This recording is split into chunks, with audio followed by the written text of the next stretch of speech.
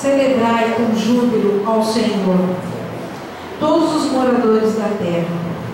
Servi ao Senhor com alegria e apresentai-vos a Ele com canto. Sabei que o Senhor é Deus.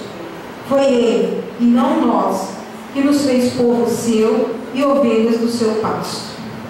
Entrai pelas portas dele com louvor, em seus átrios com hinos. Louvai-os e o bendizei o seu nome, porque o Senhor é bom, eterna a sua misericórdia, e a sua verdade estende-se de geração em geração. Como somos essa geração do Senhor? Eu fiz uma pequena comparação. O que seríamos nós, a igreja?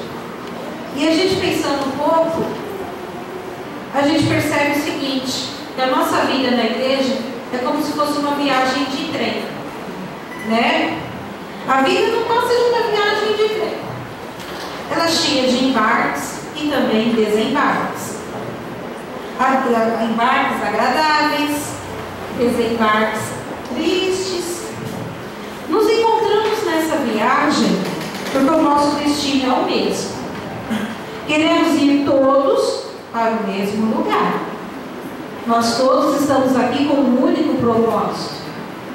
Queremos descer lá no ponto final, lá naquela estação que está escrita assim: Portal Eterno.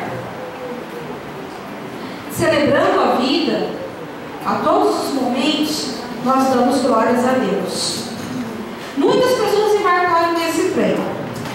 Umas apenas a passeio, outras encontraram seu trajeto, somente tristezas.